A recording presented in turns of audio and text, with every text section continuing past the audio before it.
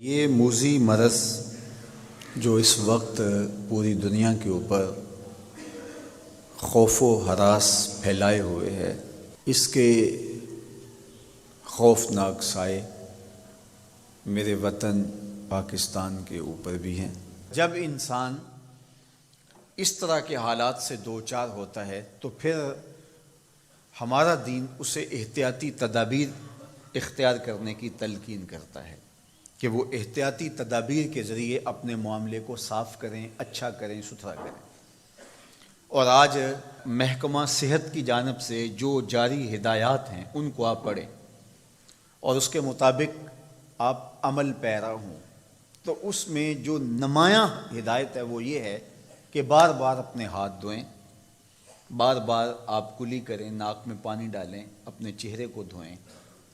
یہ آپ کے لیے بہت زیادہ ان جراثیم سے اور اس وائرس سے بچنے کا سبب و ذریعہ ہوگا۔ اور میں کہتا ہوں کہ یہ چیز تو ہمارے دین نے ہمیں صدیوں قبل وضو کی شکل میں عطا کی۔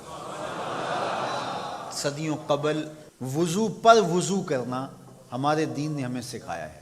نماز کے لیے وضو شرط ہے، اور وہ ایک وضو بھی اگر آپ کا 5 نمازوں کے لیے کفایت کرتا ہے تو ٹھیک ہے، لیکن اگر تم ہر نماز کے ساتھ نئے سرے سے وضو کرو، وضو کے باوجود وضو کرو، تو یہ وائرس سے نجات کا ایک ایسا نسخہ ہے جو صدیاں قبل آمنہ کے لال نے ہمیں عطا کیا۔ تو یہ ہمارا دین ہمیں سکھاتا ہے۔ میں کہتا ہوں کہ سائنس آج بھی سوالی بن کے محمد کی چوکھٹ پہ کھڑی ہے، حضور کی دہلیز پہ کھڑی ہے۔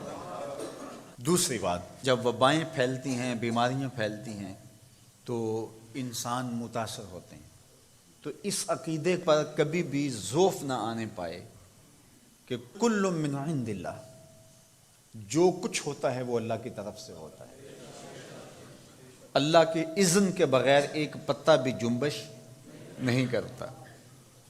ہمیں اگر کوئی بیماری لاحق بھی ہو جائے تو وہ اللہ کے اذن کے بغیر نہیں ہوتی، اور اس بیماری سے موت کا وقوع پذیر ہونا اللہ کے اذن اور اس کی اجازت کے بغیر نہیں ہوتا۔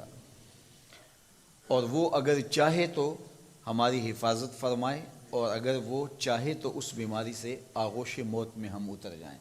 تو یہ عقیدہ ہمارے ساتھ ہر وقت جڑا رہنا چاہیے کہ ہمارے سارے معاملے اللہ کے دستے قدرت میں ہیں، لیکن یہ دنیا اسباب کی ہے، اس لیے حفاظتی تدابیر اختیار کرنے کی تلقین کی گئی۔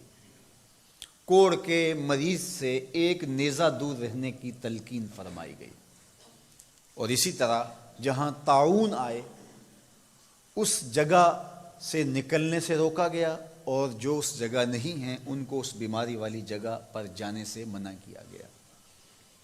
اور آج دنیا وہی کر رہی ہے جو میرے حضور نے بتایا تھا۔ شہر لاک ڈاؤن ہو رہے ہیں، ملک لاک ڈاؤن ہو رہے ہیں، تو یہ حضور نے بتایا تھا کہ اس سے بیماری کا پھیلاؤ رک جاتا ہے۔